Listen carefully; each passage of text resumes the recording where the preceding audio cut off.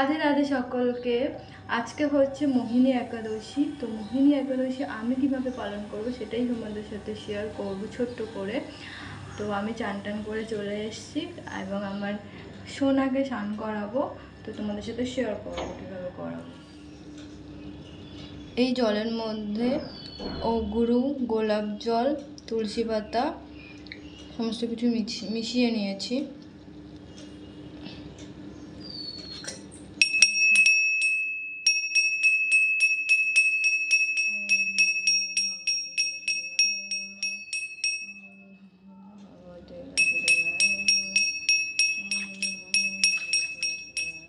স্নান করানো কমপ্লিট। এবার আমি গা মুছিয়ে দিচ্ছি ভালো করে, যাতে গায়ে জল না বসে যায়।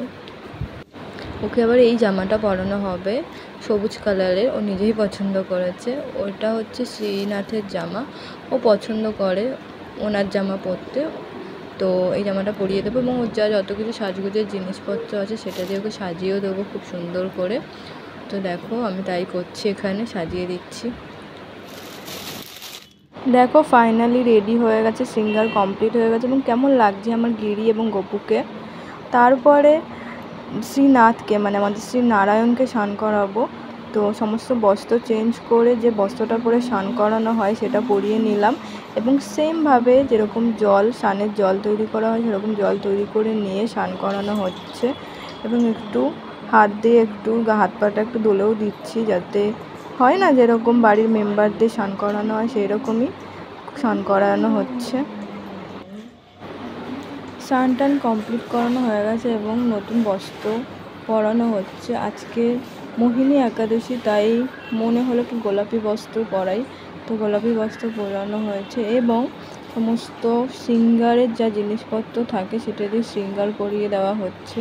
হাতের, গলার হার, মাথার মুকুট তো পরানো হয়ে গেছে এবং শেষে আমাদের মা লক্ষ্মীকেও স্নান করানো হয়েছে। দুইজনকে একই কালারের বস্ত্র পরানো হয়েছে, গোলাপি কালারের। চেষ্টা করা হয় ম্যাচিং করে পরানোর এবং তারপরে সমস্ত ফুলের মধ্যে মানে ফুলটাকে থালায় নিয়ে তার মধ্যে গঙ্গা জল, তারপরে হচ্ছে চন্দন, গোলাপ জল মিশিয়ে নিয়ে সকলের চরণে পুষ্প দেওয়া হয়ে যাচ্ছে এবং মালা নিয়ে আসা হয়েছিল, মালাও পরিয়ে দেওয়া হয়েছে এবং সুন্দর করে আসনটাকে আমি সাজিয়ে দিচ্ছি। আসন ফুল দিয়ে সাজালে খুব সুন্দর লাগে এবং আমার আসন সাজাতে খুবই ভালো লাগে। তো আমি দুদিন অন্তরই ফুল নিয়ে আসি আমি নিজে গিয়ে এবং আমি ফুল দিয়ে সাজিয়ে দিই এবং এখানে আমার প্রসাদ মানে যে ফল আমি দেবো সেই ফলগুলোকে আমি ছাড়িয়ে নিচ্ছি ভালো করে। ধুয়ে এনেছিলাম আগে, ধুয়ে এখন সমস্ত কিছু কেটে সাজিয়ে দিচ্ছি থালার মধ্যে। যে থালায় ভোগ নিবেদন করা হয় সেই থালায় ভোগ নিবেদন করা হচ্ছে। এইটা আমার গিরির বাটি, এই বাটিতে আমি ওর জন্য আলাদা করে সমস্ত কিছু তুলে নিচ্ছি। যা আমি দিয়েছিলাম এই থালাটার মধ্যে, তো থালা থেকে আমি আলাদা করে ওর জন্য তুলে নিচ্ছি।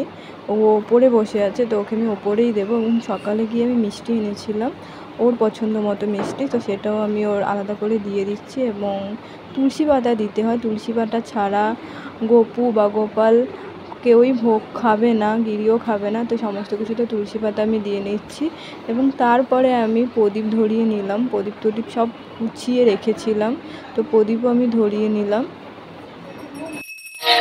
জয় রাধা মাধব, জয় কুঞ্জ বিহারী, রাধা মাধব,